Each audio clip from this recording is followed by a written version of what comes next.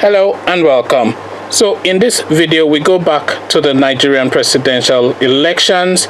This elections is going to be the diet of this channel for the foreseeable future. So most if not all of the videos that we're going to be putting out is going to be relating to the presidential elections taking place in Nigeria in February. So this is going to be our diet for the time being. So it's a single meal diet at least up till February. Well, it's almost certainly will be. There might well be every now and then something different just for variance. So in this video we look at the runners and riders for that presidential post. So now the list of candidates are quite copious, as we all know. I think there are about 51 of them as at the last time of counting, and I'm sure there are more still to emerge. So let's just go through a few names, see some name recognitions, and see if actually they have the standings to be listed. So we have President Muhammad Buhari, of course. Does he have the standing to be listed? I would say no, and I think his antecedents will suggest no, but he is there nevertheless as a front runner, most likely to win. Atiku of the PDP, he's there as well, chasing hard. And then we go further down, Donald Duke of the Social Democratic Party. Now Donald Duke is somebody that I have not yet made up my mind about. There's something of the night about that fella. He talks a good game, but does he play a good game? The people of his native state are still split in that verdict. So who am I then, a Yoruba man, to have a say on that? Is he presidential material though? I am yet to be convinced. Then we have Benga Olawepo Hasim of the Alliance for New Nigeria. I don't know that name, so I have nothing to say on him. Omoyele Sowore, of course, of the African Action Congress. Now that's a name to conjure with. That is certainly a name that is resonating all over Nigeria. He reverberates around the length and breadth of that country, and in terms of effort, he is certainly putting in a shift. And then we have Obadiah Malafia, African Democratic Congress, Kingsley Moghalu. Now Kingsley Moghalu is one of my personal favorite candidates.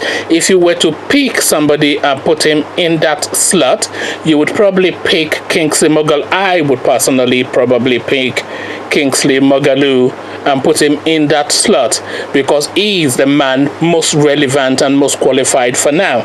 And then of course we go on to the jokers, Chris Okotie, Fresh Democratic Party, an idiot if there ever was one. And then we have Hamza Al-Mustafa, People's Party of Nigeria, PPN, never heard of him, never heard of his party. Habib Gajo, Young Democratic Party. And then we have Olusegun Mimiko. Now Olusegun Mimiko, as you know, was a former governor of Ondo State.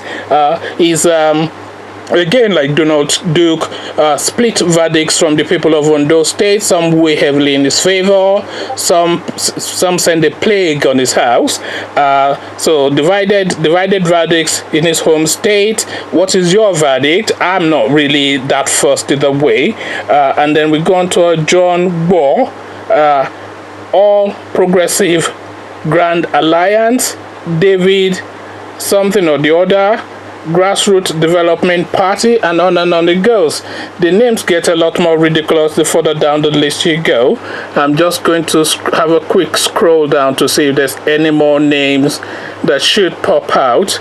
We have Babatunde Ademola, Nigerian Community Movement party. So these are some of the names that's going to be listed on your ballot boxes when you go to the polls in February. I think really from those names we pick out about 5 to 7 as potentials, and then obviously we've got 2 as most likely, and we have Showore, and we probably want to put Kingsley Moghalu in that cusp as a possibility.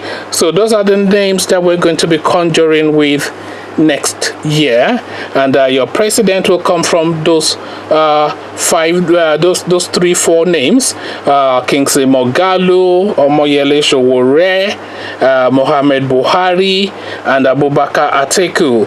And of course, we know it's most likely to be either or Abubakar Atiku or Malam Buhari. Okay, so above all else, we are hoping for violence-free elections, because all too often young people have had to pay for these elections with their lives. So if they offer you the usual standard 5,000 naira to take arms against your peers, then know really that they're just sacrificing you. They have no interest in you. You're just a pawn in a game that is bigger than you. Cast your vote, go back home, and await the results. So with that, I'll leave you there. We have the conversation in the comment section. I'll leave you here, and I'll meet you in the comment section. I'll say peace.